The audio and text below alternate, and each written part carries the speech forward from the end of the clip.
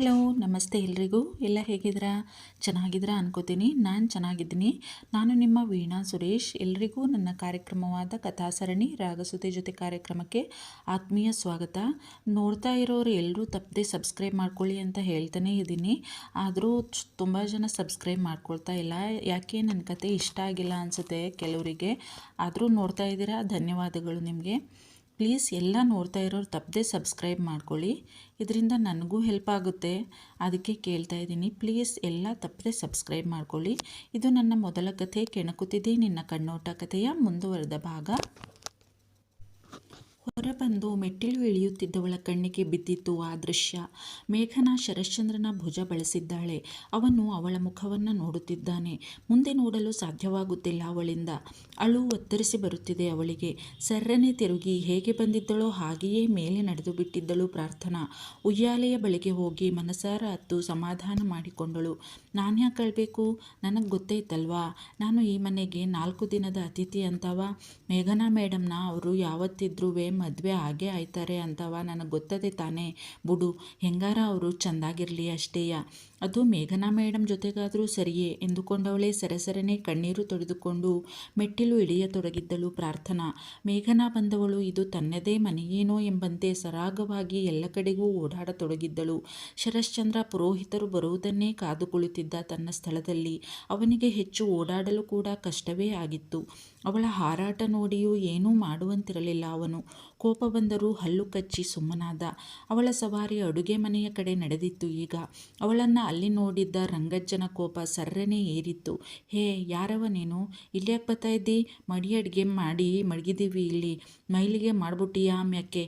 ನಡಿ ನಡಿ ಅತ್ಲ ಕಡಿಕೆ ಎಂದವರೇ ಅವಳನ್ನು ಹೊರಗೆ ಕಳುಹಿಸಿಬಿಟ್ಟಿದ್ದರು. ಅವಳ ಪರಿಚಯ ತನಗೆ ಸಿಗಲೇ ಇಲ್ಲ ಎಂಬಂತೆ ನಾಟಕ ಮಾಡಿ ತನಗಾದ ಅವಮಾನವನ್ನು ಹಲ್ಲು ಕಚ್ಚಿ ಸಹಿಸಿಕೊಂಡಿದ್ದಳು ಮೇಘನಾ.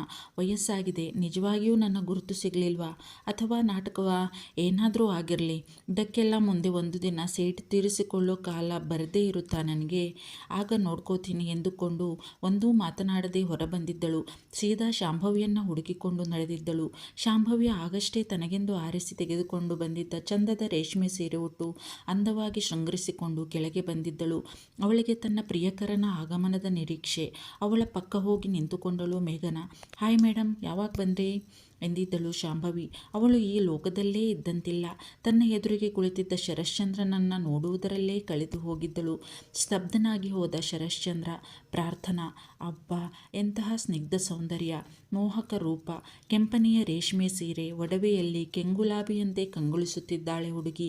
ಏನೂ ಅಲಂಕಾರ ಆಡಂಬರಗಳಿಲ್ಲ. ಸರಳ ಸುಂದರ ರೂಪರಾಶಿ. ನೋಡಿದರೆ ಮನಸ್ಸಿಗೆ ಆಹ್ಲಾದವಾಗುವಂತಹ ಸ್ನಿಗ್ಧ ಸರಳ ಸೌಂದರ್ಯ ಅವಳದು.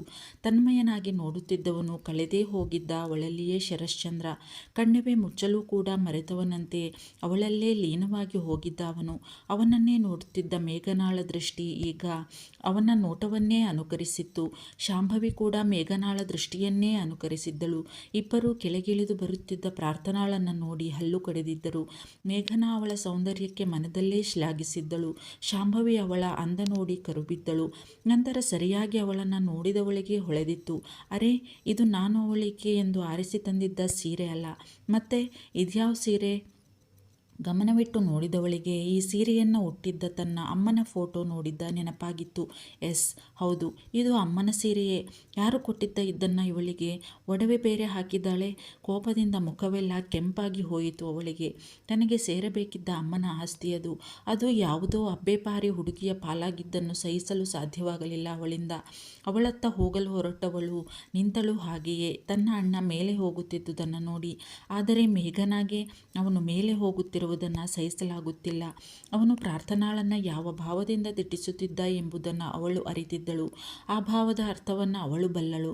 ಅದನ್ನು ಅವಳಿಗೆ ಸುತಾರಾಮ್ ಸಹಿಸಲಾಗುತ್ತಿಲ್ಲ. ನಿಂತಲ್ಲೇ ಚಡಪಡಿಸಿ ಬಿಟ್ಟಿದ್ದಳು, ಏನು ಮಾಡಲೂ ಆಗದೆ. ಕೆಳಗೆ ಇಳಿಯಲು ಮೆಟ್ಟಿಲ ಹತ್ತಿರ ಬಂದವಳು ಶರಶ್ಚಂದ್ರ ಮೇಲೆ ಬರುತ್ತಿದ್ದುದನ್ನು ಕಂಡು ಅಲ್ಲಿಯೇ ನಿಂತಳು, ಎತ್ತಲೋ ನೋಡುತ್ತಾ ಪ್ರಾರ್ಥನಾ. ಅವನ ಕಡೆ ದೃಷ್ಟಿ ಹಾಯಿಸುವ ಸಾಹಸ ಮಾಡಲಿಲ್ಲ ಪ್ರಾರ್ಥನಾ. ಎತ್ತಲೋ ನೋಡುತ್ತಿದ್ದವಳು ನಂತರ ತನ್ನ ಕೈಗಳನ್ನೇ ತಲೆ ತಗ್ಗಿಸಿ ನೋಡುತ್ತಾ ಅವನು ಹೋಗುವುದನ್ನೇ ಕಾದಿದ್ದಳು, ತಾನು ಕೆಳಗಿಳಿಯಲು. ಕೆಳಗಡೆಯೇ ಕುಳಿತು ಅವಳ ಸ್ನಿಗ್ಧ ಸೌಂದರ್ಯವನ್ನು ನೋಡಿ ಕಣ್ತುಂಬಿಕೊಳ್ಳುತ್ತಿದ್ದ ಶರಶ್ಚಂದ್ರ ಹ್ಞೂ. ಇನ್ನೂ ಅವನಿಂದ ಅಲ್ಲಿ ಕುಳಿತಿರಲು ಸಾಧ್ಯವಾಗಲಿಲ್ಲ. ಅವಳ ಅಂದವನ್ನು ದೂರದಿಂದಲೇ ನೋಡಿ ತೃಪ್ತಿಯಾಗಲಿಲ್ಲ ಅವನಿಗೆ. ಬಾಗಿಲ ಕಡೆಗೆ ನೋಡಿದ.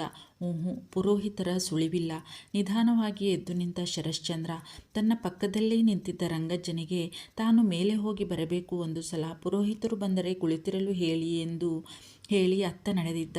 ಹುಡುಗಿ ಕೆಳಗೆ ಇಳಿದು ಬಿಡುತ್ತಾಳೆ, ತಾನು ಮೇಲೆ ಹೋಗುವುದು ತಡವಾದರೆ ಎಂಬ ಸಣ್ಣ ಆತಂಕವಿತ್ತು ಅವನಿಗೆ. ಆದರೆ ಅವನು ಮೇಲೆ ಮೆಟ್ಟಿಲು ಹತ್ತತೊಡಗಿದ್ದನ್ನು ನೋಡಿದ ಪ್ರಾರ್ಥನಾ ಅಲ್ಲಿಯೇ ನಿಂತಿದ್ದಳು. ಸಮಾಧಾನವಾಗಿತ್ತು ಅವನಿಗೆ. ನಿಧಾನವಾಗಿ ಆಗಾಗ ನಿಂತಿದ್ದ ಚೆಲುವೆಯನ್ನೇ ತಲೆ ಎತ್ತಿ ನೋಡುತ್ತಾ ಮೇಲೆ ಏರುತ್ತಿದ್ದ. ಅವಳು ತನ್ನ ಕಡೆ ಕಣ್ಣೆತ್ತಿ ನೋಡುತ್ತಿಲ್ಲ ಎನ್ನುವ ಚಿಕ್ಕ ಮುನಿಸು ಕೂಡ ಅವನಿಗೆ. ಅವಳನ್ನು ದಾಟಿ ಮುಂದೆ ಹೋಗಿದ್ದ ಶರಶ್ಚಂದ್ರ ಅಬ್ಬಾ ಎಂದು ಉಸಿರು ಬಿಟ್ಟು ತಾನು ಹೊರಡುವವಳಿದ್ದಳು ಹುಡುಗಿ. ಸರ್ರನೆ ಅವಳ ಕೈ ಹಿಡಿದು ತನ್ನ ಕಡೆಗೆ ಎಳೆದು ಗೋಡೆಗೆ ಒರಗಿಸಿಬಿಟ್ಟಿದ್ದ ಅವಳನ್ನು. ಬಾಯಿ ತೆರೆಯುವವಳ ಬಾಯಿಯನ್ನು ಒಂದು ಕೈಯಿಂದ ಮುಚ್ಚಿ ಇನ್ನೊಂದು ಕೈಯಿಂದ ಅವಳ ಕೈ ಹಿಡಿದಿದ್ದ. ಡೋಂಟ್ ಶೌಟ್ ಪ್ರಾರ್ಥನಾ ಪ್ಲೀಸ್ ಎಂದು ಪಿಸುಗುಟ್ಟಿ ಅವಳ ಕೈ ಹಿಡಿದೇ ಪಕ್ಕದಲ್ಲೇ ಇದ್ದ ತನ್ನ ರೂಮಿಗೆ ಕರೆದೊಯ್ದಿದ್ದ. ಒಂದೂ ಮಾತನಾಡದೆ ಅವನ ಹಿಡಿತದಲ್ಲಿ ಅವನ ಹಿಂದೆಯೇ ನಡೆದಿದ್ದಳು ಹುಡುಗಿ. ರೂಮಿಗೆ ಬಂದವನು ಅವಳ ಕೈ ಬಿಟ್ಟು ಅವಳನ್ನೇ ದಿಟ್ಟಿಸುತ್ತಾ ನಿಂತುಬಿಟ್ಟಿದ್ದ ಶರಶ್ಚಂದ್ರ. ಅದೆಷ್ಟು ಹೊತ್ತು ಹಾಗೆಯೇ ನಿಂತಿದ್ದನೋ, ಇಹದ ಪರಿವೆಯೂ ಇಲ್ಲದೆ ಅವಳಲ್ಲೇ ಲೀನವಾಗಿ ಬಿಟ್ಟಿದ್ದ.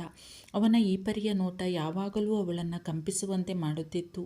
ಇಂದೂ ಹಾಗೆಯೇ ಅವನ ನೋಟ ತನ್ನ ಮೇಲೆಯೇ ಇರುವುದನ್ನು ಅವನನ್ನು ನೋಡದೆ ಕೂಡ ಬಲ್ಲಳು ಅವಳು. ತನ್ನ ಕೈಗಳನ್ನೇ ನೋಡಿಕೊಳ್ಳುತ್ತಾ ನಿಂತು ಬಿಟ್ಟಿದ್ದಳು ಹುಡುಗಿ. ಹಣೆಯ ಮೇಲೆ ಮುತ್ತಿನ ಹನಿಗಳಂತೆ ಬೆವರು ಸಾಲುಗಟ್ಟತೊಡಗಿತ್ತು. ಮೈಯೆಲ್ಲ ಸಣ್ಣಗೆ ಕಂಪಿಸುತ್ತಿತ್ತು. ಉಸಿರಾಟದ ವೇಗ ಅವಳಿಗೇ ಕೇರಿಸುವಷ್ಟು ಜೋರಾಗಿತ್ತು. ಏನು ಮಾಡಬೇಕೆಂದೇ ತಿಳಿಯದೆ ಹೈರಾಣಾಗಿ ಬಿಟ್ಟಳು ಹುಡುಗಿ. ಥ್ಯಾಂಕ್ಸ್ ಅಪ್ಪು, ನನ್ನ ಮಾತಿಗೆ ಬೆಲೆ ಕೊಟ್ಟು ನಾನು ಕೊಟ್ಟ ಸೀರೆ ಒಡವೆಯನ್ನು ಹಾಕಿಕೊಂಡಿದೀಯಾ ಎಂದು ಮೃದುವಾಗಿ ಅಂದವನು. ನಿಧಾನವಾಗಿ ಅವಳ ಸನಿಹ ಬರತೊಡಗಿದ್ದ ಶರಶ್ಚಂದ್ರ ಕಡೆಗಣ್ಣಿನಿಂದಲೇ ಇದನ್ನು ಗಮನಿಸಿದವಳ ಎದೆ ಬಡಿತ ಇನ್ನೂ ಜೋರಾಯಿತು. ತನುವಿನ ಕಂಪನವನ್ನು ತಡೆಯಲು ಹರಸಾಹಸ ಪಡುವಂತಾಯಿತು ಹುಡುಗಿಗೆ. ಅವನು ತನ್ನ ಸನಿಹ ಬರುತ್ತಿರುವಂತೆಯೇ ತಾನೂ ಕೂಡ ಹಿಂದೆ ಒಂದೊಂದೇ ಹೆಜ್ಜೆ ಹಾಕಿ ಹಿಂದೆ ಇದ್ದ ಗೋಡೆಗೆ ಒರಗಿದ್ದಳು ಪ್ರಾರ್ಥನಾ. ಸನಿಹ ಬಂದಿದ್ದ ಶರಶ್ಚಂದ್ರ ಕಣ್ಣು ಮುಚ್ಚಿಬಿಟ್ಟಿದ್ದಳು ಹುಡುಗಿ. ತನಗೆ ಏನಾಗುತ್ತಿದೆ, ಏನು ಮಾಡಬೇಕೆಂದೇ ಅರ್ಥವಾಗದೆ. ಅವಳ ದುಂಡುಗೆನ್ನೆಗೆ ಮುತ್ತಿಕ್ಕುತ್ತಿದ್ದ ಮುಂಗುರುಳ ಮೇಲೆ ತೀವ್ರ ಅಸೂಯೆಯಾಗಿತ್ತು ಶರಶ್ಚಂದ್ರನಿಗೆ. ಮುಚ್ಚಿದ್ದ ವಿಶಾಲವಾದ ಕಂಗಳು, ಅವನನ್ನು ಪ್ರತಿ ಸಲವೂ ಸೆಳೆಯುತ್ತಿದ್ದ ಮುದ್ದಾದ ದುಂಡುಗೆನ್ನೆಗಳು, ಹವಳದಂಥ ಗುಲಾಬಿ ತುಟಿಗಳು, ನಡುಗುತ್ತಿರುವ ಅವಳ ಕೋಮಲತನು. ಕಂಪಿಸಿಬಿಟ್ಟ ಶರಶ್ಚಂದ್ರ ಸಣ್ಣದಾಗಿ ಅವಳ ಕಿವಿಯ ಸಮೀಪ ಬಂದವನು. You looking so beautiful Appu, thank you so much ಎಂದು ಬಿಸುಗುಟ್ಟಿದ್ದ ಮೋಹಕವಾಗಿ. ನಿಧಾನವಾಗಿ ಅವಳ ಮುಂಗುರುಳನ್ನು ಅವಳ ಕಿವಿಯ ಹಿಂದೆ ಸಿಕ್ಕಿಸಿದ್ದ ಮೃದುವಾಗಿ. ತನ್ನನ್ನು ಹುಚ್ಚಾಗಿಸುವ ಅವಳ ದುಂಡುಗೆಣ್ಣೆಗಳನ್ನು ಮೃದುವಾಗಿ ಸವರಿ ಸರ್ರನೆ ತಿರುಗಿ ಹೊರಟು ಬಿಟ್ಟಿದ್ದ ಶರಶ್ಚಂದ್ರ. ಇವಳ ಸನಿಹ ತನ್ನನ್ನು ಹುಚ್ಚನನ್ನಾಗಿಸುತ್ತದೆ. ಅವಳ ನಡುಗುತ್ತಿರುವ ಕೋಮಲತನುವನ್ನು ತನ್ನ ತೋಳಲ್ಲಿ ತುಂಬಿಕೊಂಡು ಮನಸಾರ ಮುದ್ದಾಡುವ ಬಯಕೆ ಮೈಮನಸ್ಸನ್ನು ಆವರಿಸಿ ಹೈರಾಣಾಗಿ ಹೋಗಿದ್ದ ಶರಶ್ಚಂದ್ರ. ಇನ್ನೂ ತಾನು ಇವಳ ಸನಿಹವೇ ಇದ್ದರೆ ತನ್ನನ್ನು ತಾನು ಸಂಭಾಳಿಸಿಕೊಳ್ಳಲಾರೆ ಎನಿಸಿ ಅವಳಿಂದ ದೂರ ಸರಿದು ನಡೆದು ಬಿಟ್ಟಿದ್ದ ಅವನು. ನಡುಗುತ್ತಿದ್ದಾಳೆ ಹುಡುಗಿ. ಅವನ ಸನಿಹ, ಬಿಸಿ ಉಸಿರು, ಅವನ ಮೈನವಿರೇಳಿಸುವ ಸ್ಪರ್ಶ, ಕೈಕಾಲು ಸೋತಂತಹ ಭಾವ. ಕುಸಿದು ಕುಳಿತು ಕೈಗಳಿಂದ ಮುಖ ಮುಚ್ಚಿಕೊಂಡು ತನ್ನ ನಡುಗುವ ದೇಹ, ತೀವ್ರವಾದ ಉಸಿರಾಟದ ವೇಗವನ್ನು ತಹಬಂದಿಗೆ ತರುವ ಪ್ರಯತ್ನ ಮಾಡುತ್ತಿದ್ದಳು ಹುಡುಗಿ. ಯಾಕೆ ಹೀಗಾಡ್ತಾರೆ ಇವಯ್ಯ? ನಾನು ಅವರಿಂದ ದೂರ ಇರೋಕ್ಕೆ ಎಷ್ಟು ಪ್ರಯತ್ನ ಪಡ್ತೀನೋ ಅಷ್ಟೇ ಹತ್ರ ಬರಕ್ಕೆ ನೋಡ್ತಾರಲ್ಲ. ಮೇಘನಾ ಮೇಡಮ್ನ ಮದುವೆ ಆಗೋರು ನನ್ನ ಹತ್ರಕ್ಕೆ ಬರೋಕ್ಕೆ ಯಾಕೆ ನೋಡ್ತಾವ್ರೆ? ಬ್ಯಾಡ ಇವೆಲ್ಲನೂ ಸರಿ ಬರೋಕ್ಕಿಲ್ಲ. ನಾನೇ ಹೆಂಗಾರ ಮಾಡಿ ದೂರ ಇರಬೇಕು ಅವರಿಂದವ. ಅಳು ಒತ್ತರಿಸಿ ಬಂದರು. ಹೀಗೆ ಅಂದುಕೊಂಡಿದ್ದಳು ಪ್ರಾರ್ಥನಾ. ನಂತರ ನಿಧಾನವಾಗಿ ಹೊರಬಂದು ಕೆಳಗೆ ಹೋಗುವ ಪ್ರಯತ್ನ ಮಾಡಿದ್ದಳು ಪ್ರಾರ್ಥನಾ. ನಿಂತಲ್ಲಿ ನಿಲ್ಲಲಾಗುತ್ತಿಲ್ಲ, ಕುಳಿತಲ್ಲಿ ಕೂರಲಾಗುತ್ತಿಲ್ಲ ಮೇಘನಾಳಿಂದ. ಶರಶ್ಚಂದ್ರ ಮೇಲೆ ಹೋಗಿ ಇನ್ನೂ ಬಂದಿಲ್ಲ. ಆ ಹುಡುಗಿಯೂ ಯಾಕೆ ಕೆಳಗೆ ಬಂದಿಲ್ಲ? ಛೇ, ಕೈ ಹಿಸುಕಿಕೊಳ್ಳುತ್ತಾ ಚತಪಥ ತಿರುಗುತ್ತಿದ್ದಳು ಮೇಲೆ ನೋಡುತ್ತಾ. ಕಂಡಿದ್ದ ಶರಶ್ಚಂದ್ರ ಕೆಳಗೆ ಇಳಿಯುತ್ತಿದ್ದ ಅವನು. ಮುಖದ ಮೇಲೆ ಒಂದು ರೀತಿಯ ಮತ್ತಿನ ಭಾವ ಇರುವಂತೆ ಭಾಸವಾಗಿತ್ತು ಅವಳಿಗೆ. ಅಥವಾ ಎಲ್ಲವೂ ನನ್ನ ಭ್ರಮೆಯೇ?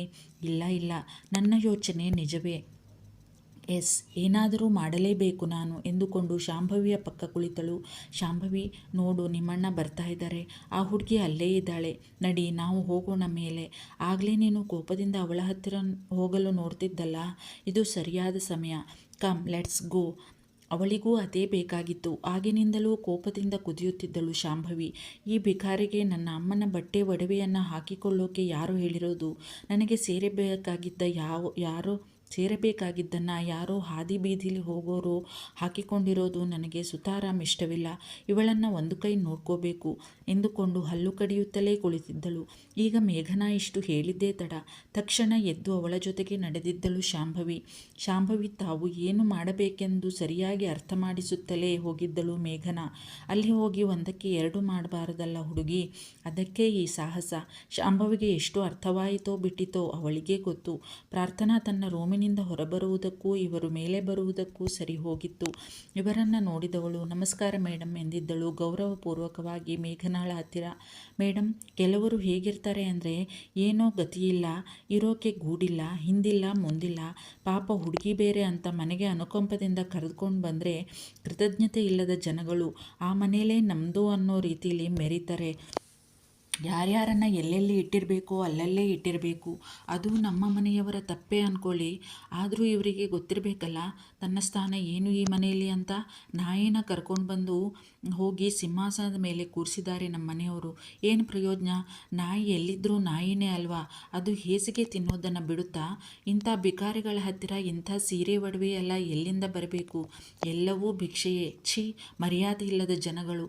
ಬಾಯಿಗೆ ಬಂದ ಹಾಗೆ ವಿಷಕಾರಿದ್ದಳು ಶಾಂಭವಿ ಪ್ರಾರ್ಥನಾಳ ಮೇಲೆ. ಹುಡುಗಿ ದಿಗ್ಭ್ರಾಂತಳಾಗಿ ಹೋಗಿದ್ದಳು ಅವಳ ಮಾತಿನ ದಾಳಿಗೆ. ತಾನು ಯಾಕಾದರೂ ಇನ್ನೂ ಬದುಕಿದೀನೋ ಎನ್ನಿಸಿಬಿಟ್ಟಿತ್ತು ಹುಡುಗಿಗೆ. ಅಂತಹ ಕಠೋರ ನುಡಿಗಳನ್ನು ಅವಳು ಜೀವಮಾನದಲ್ಲೇ ಯಾರಿಂದಲೂ ಕೇಳಿರಲಿಲ್ಲ ತನ್ನ ಚಿಕ್ಕಮ್ಮನ ಹೊರತಾಗಿ. ಅವರಿಬ್ಬರೂ ಅಲ್ಲಿಂದ ಹೋದ ಅರಿವೂ ಆಗಲಿಲ್ಲ ಅವಳಿಗೆ. ಕಣ್ಣೀರು ಇಳಿಯುತ್ತಲೇ ಇತ್ತು. ಎಷ್ಟೋ ಸಮಯದ ಬಳಿಕ ಒಂದು ನಿರ್ಧಾರಕ್ಕೆ ಬಂದವಳು ಸರಸರನೆ ತನ್ನ ರೂಮಿನತ್ತ ನಡೆದಿದ್ದಳು ಪ್ರಾರ್ಥನಾ. ಇವರ ಮಾತಿನ ದಾಳಿಗೆ ಸಿಕ್ಕಿ ಮಾನಸಿಕವಾಗಿ ಜರ್ಜರಿತಳಾಗಿ ಬಿಟ್ಟಿದ್ದಳು ಪಾಪದ ಹುಡುಗಿ. ಅಳುತ್ತಲೇ ಇದ್ದಳು ಆಗಿನಿಂದಲೂ ಕೂಡ. ಹೌದು, ನನಗೆ ಯಾರೂ ಬೇಡ, ಇವರ ಹಂಗೂ ಬೇಡ, ನಾನೇನೋ ನನಗೆ ಯಾರೂ ದಿಕ್ಕಿಲ್ಲ, ಹೆಣ್ಣುಡ್ಗಿ ಒಬ್ಬಳೇ ಬದುಕೋದು ಕಷ್ಟ ಇಲ್ಲಿ ಅಂದ್ಕೊಂಡು ಸದ್ಯ ದೇವ್ರಂಗೆ ಇವಯ್ಯ ಪ್ರೊಫೆಸರ್ ಬಂದವರಲ್ಲ ಅಂದ್ಬಿಟ್ಟು ಇಲ್ಲಿ ಬಂದೆ. ನನಗಿವೆಲ್ಲ ಮುಂಚೆನೇ ಗೊತ್ತಿತ್ತು ಅನ್ಕೋ, ಹಂಗೂ ಬ್ಯಾರೆ ದಾರಿನೇ ಇರಲಿಲ್ವಲ್ಲ ನನಗೂ, ಅದಕ್ಕೆಯ ಬಂದೆ. ಆದರೆ ಇಂಥ ಮಾತನ್ನೆಲ್ಲ ಕೇಳಿಸ್ಕೊಂಡು ಇಲ್ಲಿರ್ಬೇಕಾ ನಾನು? ಏನಂತೂ ಜಂಬದ ಕೋಳಿ, ನಾನು ಬಂಗಾರನ ಎಲ್ಲನೂ ಹೊಡ್ಕೊಯ್ತೀನಂತೆ. ನಂಗೆ ಆ ಥರ ಬುದ್ಧಿ ಆಯ್ತಾ? ನನಗೆ ಕುಂತ್ಕೊಳ್ಳೋಕ್ಕೆ ಒಂದು ಸೂರು ಇಲ್ಲ, ಅಂಥದ್ರಾಗಿ ಇವಳ ಬಂಗಾರ ಹೊಡ್ಕೊ ಹೋಗಿ ಏನು ಮಾಡ್ಲವ ನಾನು? ಬ್ಯಾಡವಾ ಬ್ಯಾಡ, ನನಗೆ ಈ ಮನೆ ಈ ಜನರ ಸಹವಾಸ ಬ್ಯಾಡವೇ ಬೇಡ. ಸರಸರನೆ ಸುರಿಯುತ್ತಿದ್ದ ಕಣ್ಣೀರು ಒರೆಸಿಕೊಂಡವಳು ಒಂದು ದೃಢ ನಿರ್ಧಾರ ಮಾಡಿದ್ದಳು ಪ್ರಾರ್ಥನಾ. ತನ್ನ ಒಂದು ನೋಟ್ಬುಕ್ ತೆಗೆದವಳು ಏನನ್ನೋ ಬರೆದಿದ್ದಳು. ಅದನ್ನು ಶರಶ್ಚಂದ್ರನ ರೂಮಿನಲ್ಲಿ ಇಡಬೇಕು ಎಂದುಕೊಂಡವಳಿಗೆ ಕೆಳಗಿನಿಂದ ರಂಗಜ್ಜ ಕರೆಯುತ್ತಿರುವುದು ಕೇಳಿಸಿ ಅದನ್ನು ಹಾಗೆಯೇ ಮುಚ್ಚಿಟ್ಟು ಅತ್ತ ನಡೆದಿದ್ದಳು. ಮುಖದಲ್ಲಿ ಬಾರದ ನಗುವನ್ನು ತರಿಸಿಕೊಂಡು ಕೆಳಗಿಳಿದು ಬಂದಿದ್ದಳು ಹುಡುಗಿ. ಶರಶ್ಚಂದ್ರ ಪುರೋಹಿತರು ಹೇಳಿದ್ದನ್ನೆಲ್ಲ ಮಾಡುತ್ತಿದ್ದರೂ ಆಗಾಗ ಮೇಲೆ ನೋಡುತ್ತಲೇ ಇದ್ದ. ದುರದೃಷ್ಟ ಎಂದರೆ ತನ್ನ ತಂಗಿ ಮೇಘನಾ ಮೇಲೆ ಹೋಗಿದ್ದನ್ನು ಅವನು ಗಮನಿಸಿರಲಿಲ್ಲ. ಕೆಳಗಿಳಿದು ಬಂದಿದ್ದ ಹುಡುಗಿಯನ್ನು ನೋಡಿ ಸಮಾಧಾನವಾಗಿತ್ತು ಅವನಿಗೆ. ಆದರೆ ಅವಳನ್ನು ಸೂಕ್ಷ್ಮವಾಗಿ ಗಮನಿಸಿ ನೋಡಲಾಗಿರಲಿಲ್ಲ ಅವನಿಂದ. ನೋಡಿದ್ದರೆ ಅವಳ ಮುಖಭಾವದಲ್ಲೇ ಅವನಿಗೆ ಅಂದಾಜಾಗಿ ಬಿಡುತ್ತಿತ್ತು ಏನೋ ಆಗಿದೆ ಎಂದು. ಅವನ ದುರದೃಷ್ಟವೋ ಗ್ರಹಚಾರವೋ ಅವನದನ್ನು ಗಮನಿಸಲಿಲ್ಲ. ಪುಟ್ಟಕ್ಕ, ಎಲ್ಲೊಂಟೋಗಿದ್ದೆ ನೀನು? ನೋಡು, ಪುರೋಹಿತರು ಹೇಳ್ತಾವ್ರೆ, ಅದೇನು ಮಾಡಿದ್ದೀವೋ ಅಡುಗೆಯ ಅದನ್ನೆಲ್ಲನೂ ಎಡೆಗೆ ಪುರೋಹಿತರ ಪಾಳಿಗೆ ಬಡಿಸ್ಬೇಕಂತವ. ಹೋಗು ಪುಟ್ಟಕ್ಕ, ಅದೇನೋ ನೋಡೋಗು ಎಂದಿದ್ದರು ಅವಳನ್ನು ಕಾಣದೆ ಗಡಿಬಿಡಿಯಿಂದ. ತನ್ನೆಲ್ಲ ನೋವನ್ನು ಮನದಲ್ಲೇ ಮುಚ್ಚಿಟ್ಟುಕೊಂಡು ಮುಂದಿನ ಕೆಲಸಕ್ಕೆ ಅಣಿಯಾದಳು ಹುಡುಗಿ. ಜನರೆಲ್ಲರೂ ಕೂಡ ಬಂದಿದ್ದರು. ಕ್ಯಾಟರಿಂಗ್ ಇಂದ ಎಲ್ಲರಿಗೂ ಊಟ ಕೂಡ ಬಂದಿತ್ತು. ಪುರೋಹಿತರಿಗೆ ಎಡೆಗೆ ಬಡಿಸಿದ್ದಳು ಪ್ರಾರ್ಥನಾ. ಒಂದೇ ಕಡೆ ಕುಳಿತಿದ್ದರಿಂದಲೋ ಅಥವಾ ಸ್ವಲ್ಪ ನಡೆದಿದ್ದರಿಂದಲೋ ಶರಶ್ಚಂದ್ರನಿಗೆ ಕಾಲು ನೋವು ಜಾಸ್ತಿ ಆಗಿಬಿಟ್ಟಿತ್ತು. ಸುಸ್ತಾದ ಹಾಗೆ ಕಾಣಿಸುತ್ತಿದ್ದ ಅವನು. ಸಣ್ಣದಾಗಿ ಬೆವರುತ್ತಿದ್ದ. ರಂಗಜ್ಜ ಅವನನ್ನು ಗಮನಿಸುತ್ತಲೇ ಇದ್ದರು. ಆದರೆ ಪ್ರಾರ್ಥನಾ ಮಾತ್ರ ಅವನತ್ತ ನೋಡುವ ಸಾಹಸ ಮಾಡಿರಲಿಲ್ಲ. ಅವಳ ಪಾಡಿಗೆ ಅವಳು ತನ್ನ ಕೆಲಸ ಮಾಡುತ್ತಿದ್ದಳು, ಏನೋ ಯೋಚಿಸುತ್ತಾ. ಪುಟ್ಟಕ್ಕ, ನೋಡು, ಚಂದ್ರು ಸುಸ್ತಾದಂಗವನೇ, ಅವನಿಗೆ ಊಟ ಹಾಕ್ಬಿಡುವ. ಮನಿ ಕಳ್ಳಿ ಪಾಪ, ಕಾಲು ನೋವು ಜಾಸ್ತಿ ಆಗದೇನೋ ಪಾಪ ಎಂದಿದ್ದರು. ಆಗಲೇ ಅವನನ್ನು ನೋಡಿದ್ದಳು ಹುಡುಗಿ. ಅವಳಿಗೂ ಹಾಗೆಯೇ ಅನ್ನಿಸಿತು. ಸುಮ್ಮನೆ ತಲೆಯಾಡಿಸಿ ಅವನಿಗೆ ಬಡಿಸಲು ಹೊರಟಿದ್ದಳು. ಅವಳ ಹಿಂದೆಯೇ ಹೊರಟ ಶಾಂಭವಿ ಅವಳ ಕೈಯಿಂದ ಬಟ್ಟಲನ್ನು ಕಸಿದುಕೊಂಡಿದ್ದಳು. ಒಂದೇ ಸಲ ಅಚಾನಕ್ಕಾದ ಘಟನೆಯಿಂದ ಬೆಚ್ಚಿದಳು ಪ್ರಾರ್ಥನಾ. ನಮ್ಮಣ್ಣನ ಕೇರ್ ಮಾಡೋದು ನಂಗೊತ್ತು. ಯಾರೋ ಹೊರಗಿನವರು ಅದನ್ನು ಮಾಡೋದು ಬೇಕಾಗಿಲ್ಲ. ಇಂಥದ್ದೆಲ್ಲ ಗಿಮಿಕ್ ಮಾಡಿ ನಮ್ಮಣ್ಣನ ಮರುಳು ಮಾಡಬಹುದು, ನನ್ನನ್ನಲ್ಲ. ನನಗೆ ಗೊತ್ತು ನಿಮ್ಮಂಥ ಬಿಕಾರಿಗಳ ಇಂಟೆನ್ಷನ್ ಎಂದು ಒದರಿದವಳೆ ಶರಶ್ಚಂದ್ರನಿಗೆ ಬಡಿಸಲು ತಾನೇ ಹೊರಟಿದ್ದಳು ಶಾಂಭವಿ. ತುಟಿ ಕಚ್ಚಿ ಉಕ್ಕಿ ಬಂದ ಅಳುವನ್ನು ತಡೆದಿದ್ದಳು ಹುಡುಗಿ. ಯಾರಾದರೂ ನೋಡಿದರೆ ಎಂದುಕೊಂಡು ತನ್ನ ಕಣ್ಣೀರನ್ನು ಕಣ್ಣಲ್ಲೇ ಇಂಗಿಸಿಕೊಂಡಿದ್ದಳು. ಅವಳ ನಿರ್ಧಾರ ಇನ್ನೂ ದೃಢವಾಯಿತು. ಸರಸರನೆ ತನ್ನ ಕೆಲಸಗಳನ್ನು ಮುಗಿಸಿದ್ದಳು. ಬಂದವರೆಲ್ಲರೂ ಒಬ್ಬೊಬ್ಬರಾಗಿ ನಿರ್ಗಮಿಸುತ್ತಿದ್ದರು. ಮೇಘನಾ ಶಾಂಭವಿ ಸೇರಿ ಶರಶ್ಚಂದ್ರನಿಗೆ ಬಡಿಸಿದ್ದರು. ರಂಗಜ್ಜನಿಗೆ ಮೇಘನಾ ಹೀಗೆ ಓಡಾಡುವುದು ಸುತಾರಾಮ್ ಇಷ್ಟವಾಗಿರಲಿಲ್ಲ. ಆದರೆ ಈ ಸಂದರ್ಭ ಸರಿಯಾದುದಲ್ಲ ತಮ್ಮ ಕೋಪ ತೋರಿಸಲು ಎಂದುಕೊಂಡು ಸುಮ್ಮನಾಗಿದ್ದರು. ಶರಶ್ಚಂದ್ರನ ಕಂಗಳು ಪ್ರಾರ್ಥನಾಗಾಗಿ ಹುಡುಕಾಡಿದ್ದವು. ಅವಳ ಸುಳಿವಿಲ್ಲದೆ ನಿರಾಶನಾದ ಅವನು. ಆದರೂ ಏನೂ ಹೇಳುವಂತಿಲ್ಲ, ಆಡುವಂತಿಲ್ಲ, ಅನುಭವಿಸುವಂತಿಲ್ಲ. ಅಂತಹ ಪರಿಸ್ಥಿತಿ ಅವನದು. ಜೊತೆಗೆ ಕಾಲು ನೋವು ಅವನನ್ನು ಸುಸ್ತು ಮಾಡಿಬಿಟ್ಟಿತ್ತು. ಹೋಗಿ ಮಲಗಿದರೆ ಸಾಕು ಎನಿಸಿಬಿಟ್ಟಿತ್ತು ಅವನಿಗೆ.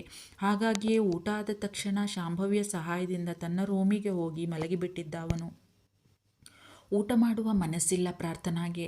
ಅದು ಇಷ್ಟೆಲ್ಲ ಅಂದು ಆಡಿದ ಶಾಂಭವಿಯ ಜೊತೆ ಕುಳಿತು ಹೇಗೆ ತಾನೇ ಊಟ ಮಾಡಿಯಾಲು ಅವಳು.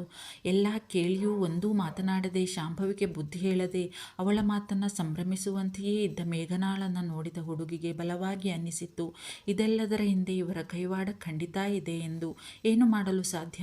ಅವರು ಆವಯ್ಯ ಪ್ರೊಫೆಸರ್ ಮದುವೆಯಾಗುವ ಹುಡುಗಿಯಲ್ವಾ? ವಿಷಾದದ ನಗು ಮೂಡಿತ್ತು ಅವಳ ಮುಖದ ಮೇಲೆ. ಪಾತ್ರೆಯೆಲ್ಲವನ್ನ ಸೇರಿಸಿ ಮುಚ್ಚಿ ಅಡುಗೆ ಮನೆಯನ್ನು ಕ್ಲೀನ್ ಮಾಡಿ ಮುಗಿಸುವಷ್ಟರ ಹೊತ್ತಿಗೆ ಸಂಜೆ 6 ಗಂಟೆಯ ಹತ್ತಿರದ ಸಮಯ. ರಂಗಜ್ಜ ಎಷ್ಟು ಬಲವಂತ ಮಾಡಿದ್ದರೂ ಊಟ ಮಾಡಿರಲಿಲ್ಲ ಹುಡುಗಿ. ಮೇಘನಾ ಉಂಡು ಯಾವಾಗಲೋ ಹೋಗಿಯಾಗಿತ್ತು. ಶಾಂಭವಿ ಊರು ಸುತ್ತಲೂ ಹೊರಟಾಗಿತ್ತು. ಅವಳ ಪ್ರಿಯತಮ ಯಾಕೋ ಬಂದಿರಲಿಲ್ಲ ಮನೆಗೆ. ಅದು ಅವಳಿಗೆ ತಲೆ ಕೆಡಿಸಿತ್ತು. ಅವನಿಗಾಗಿಯೇ ಅಲಂಕರಿಸಿಕೊಂಡಿದ್ದಳಲ್ಲ, ಈಗ ಅವನನ್ನು ಹುಡುಕಿಕೊಂಡೇ ಹೊರಟಿತ್ತು ಅವಳ ಸವಾರಿ. ತಾತ, ಎಲ್ಲ ಕೆಲಸನೂ ಮುಗ್ದದೆ ಅಡುಗೆ ಮನೆಯಾಗೆ, ನೀವು ಹೋಗಿ ಆರಾಮ್ ತಗೊಳ್ಳಿ, ನಾನು ಮ್ಯಾಕ್ ಹೋಗಿರ್ತೀನಿ ರೂಮ್ಗೆ ಎಂದವಳು ಮೇಲಕ್ಕೆ ನಡೆದಿದ್ದಳು ಹುಡುಗಿ. ಪಾಪ ಪುಟ್ಟಕ್ಕ ಇರೋಷ್ಟೊತ್ತಿಗೆಯ ನನಗೆ ಕಷ್ಟ ಆಗಲಿಲ್ಲ, ಎಲ್ಲ ಮಾಡದೆ ಅದೇಯ, ಸುಸ್ತಾಗದೇನೋ, ಅದಕ್ಕೆ ಹಂಗದೆ ಮಕ, ಎಳ್ದೋದಂಗೆ ಅಲ್ವಾ ಹುಡುಗಿ ಮಕ ಎಂದು ಯೋಚಿಸಿದ್ದರು ರಂಗಜ್ಜ. ಅವಳ ಮನಸ್ಸಿನಲ್ಲಿದ್ದ ದುಃಖ ನೋವಿನ ತೀವ್ರತೆಯ ಅರಿವಾಗಿರಲಿಲ್ಲ ಅವರಿಗೆ ಪಾಪ. ತನ್ನ ರೂಮಿಗೆ ಹೋದವಳೆ ತನ್ನ ಬಟ್ಟೆಯನ್ನೆಲ್ಲ ಬ್ಯಾಗ್ಗೆ ಹಾಕಿಕೊಂಡಳು ಪ್ರಾರ್ಥನಾ. ತಾನು ಬರೆದು ಇಟ್ಟಿದ್ದ ಚೀಟಿಯನ್ನು ಹುಡುಕಿ ಎತ್ತಿಕೊಂಡಳು. ತಾನು ಹುಟ್ಟಿದ್ದ ಸೀರೆಯನ್ನು ಬಿಚ್ಚಿ ಮಡಚಿ ಇಟ್ಟು ಅದರ ಮೇಲೆ ತಾನು ಹಾಕಿಕೊಂಡಿದ್ದ ಒಡವೆಯನ್ನು ತೆಗೆದು ಇಟ್ಟಳು. ಸೀರೆ ಒಡವೆಯನ್ನು ಕೈಯಲ್ಲಿ ಹಿಡಿದು ಶರಶ್ಚಂದ್ರನ ರೂಮಿನತ್ತ ಹೊರಟಳು. ಮಲಗಿದ್ದ ಶರಶ್ಚಂದ್ರ. ಬೆಳಗಿನಿಂದ ಓಡಾಡಿದ್ದರಿಂದಲೋ, ಶಾಸ್ತ್ರ ಅದು ಇದು ಎಂದು ಕುಳಿತು ಎದ್ದು ಮಾಡಿದ್ದರಿಂದಲೋ ಅವನಿಗೆ ಕಾಲು ನೋವಿನ ಜೊತೆಗೆ ವಿಪರೀತ ಆಯಾಸವಾಗಿ ಬಿಟ್ಟಿತ್ತು. ಹುಡುಗಿಗೆ ಗೊತ್ತಿತ್ತು ಅವನು ಮಲಗಿರುತ್ತಾನೆ ಎಂದು. ಅದಕ್ಕೆ ಧೈರ್ಯವಾಗಿ ಒಳಗೆ ಬಂದಿದ್ದಳು ಅವಳು. ಮಲಗಿದ್ದವನನ್ನೇ ತುಂಬಿದ ಕಂಗಳಿಂದ ದಿಟ್ಟಿಸಿದಳು ಪ್ರಾರ್ಥನಾ. ಮನಸ್ಸು ತುಂಬಲಿಲ್ಲ. ಅವನ ಹತ್ತಿರ ನಡೆದಳು. ಅವನ ತಲೆಯ ಹತ್ತಿರವೇ ತಾನು ತಂದಿದ್ದ ಸೀರೆ ಒಡವೆಯನ್ನು ಇಟ್ಟು ಒಡವೆಯ ಕೆಳಗೆ ತಾನು ಬರೆದಿಟ್ಟಿದ್ದ ಚೀಟಿಯನ್ನು ಅವನಿಗೆ ಕಾಣುವಂತೆಯೇ ಇಟ್ಟಳು. ನಂತರ ಅವನನ್ನೇ ಮನಸಾರ ದಿಟ್ಟಿಸಿದ್ದಳು ಹುಡುಗಿ. ನೇರವಾಗಿ ಎದೆಯ ಮೇಲೆ ಕೈಯಿರಿಸಿ ಮಲಗಿದ್ದ ಶರಶ್ಚಂದ್ರ. ವಿಶಾಲವಾದ ಹಣೆಯ ಮೇಲೆಲ್ಲ ಅವನ ಅಲಗೂದಲು ಹರಡಿಕೊಂಡಿತ್ತು ಫ್ಯಾನ್ನ ಗಾಳಿಗೆ. ಸುಂದರವಾದ ಅವನ ಮುಖ ಬಾಡಿ ಹೋಗಿತ್ತು ಅವನಿಗಾದ ಸುಸ್ತಿಗೆ. ಕಣ್ತುಂಬ ನೋಡಿದರೂ ತೃಪ್ತಿಯಾಗುತ್ತಿಲ್ಲ ಅವಳಿಗೆ. ನಿಧಾನವಾಗಿ ಅವನ ಸನಿಹ ಸರಿದು ಹಣೆಯ ಮೇಲೆಲ್ಲ ಹರಳಿದ ಅವನ ಕೆಂಚು ಕೂದಲನ್ನು ಮೃದುವಾಗಿ ಮೇಲೆ ಹಾಕಿದ್ದಳು. ಅವನ ಸನಿಹ, ಸ್ಪರ್ಶ, ಅವನ ಜೊತೆ ಕಳೆದ ಪ್ರತಿ ಕ್ಷಣವೂ ನೆನಪಾಗುತ್ತಿತ್ತು ಅವಳಿಗೆ. ಅಪ್ಪು ಎಂಬ ಅವನ ಮೋಹಕ ಕರೆ ಅವಳ ಕಿವಿಗೆ ಈಗಲೂ ಸೋಕಿದಂತಾಗಿ ಕುಸಿದು ಕುಳಿತು ಬಿಕ್ಕಿದಳು ಹುಡುಗಿ. ಕ್ಷಮಿಸಿಬಿಡಿ ಸರ್ ನನ್ನ. ನೀವು ನನಗೆ ಪ್ರತಿ ಸಲ ನಾನು ತೊಂದರೆನಾಗಿದ್ದಾಗಲೂ ಸಹಾಯ ಮಾಡಿದ್ದೀರಾ. ಆದರೆ ನಾನು ನಿಮಗೆ ಹೇಳ್ದೆ ಹೋಯ್ತಾ ಇದ್ದೀನಿ ನಿಮ್ಮ ಮನೆಯಿಂದವ. ಇದೇ ನಾನು ನಿಮಗೆ ಮಾಡ್ತಿರೋ ಸಹಾಯ ಅಂದ್ಕೊಳ್ಳಿ. ಸರಸರನೆ ಕಣ್ಣೀರು ಒರೆಸಿಕೊಂಡವಳು ಅವನ ಕಾಲು ಮುಟ್ಟಿ ಕಣ್ಣಿಗೊತ್ತಿಕೊಂಡು ತಿರುಗಿ ನೋಡದೆ ಹೊರಟು ಬಿಟ್ಟಿದ್ದಳು ಹುಡುಗಿ. ನೋಡ್ತಾ ಇರೋರೆಲ್ಲರೂ ತಪ್ಪದೆ ಸಬ್ಸ್ಕ್ರೈಬ್ ಮಾಡ್ಕೊಳ್ಳಿ ಪ್ಲೀಸ್. ಪದೇ ಪದೇ ಹೇಳ್ತಾ ಇದ್ದೀನಿ ಅನ್ಕೋಬೇಡಿ ಪ್ಲೀಸ್.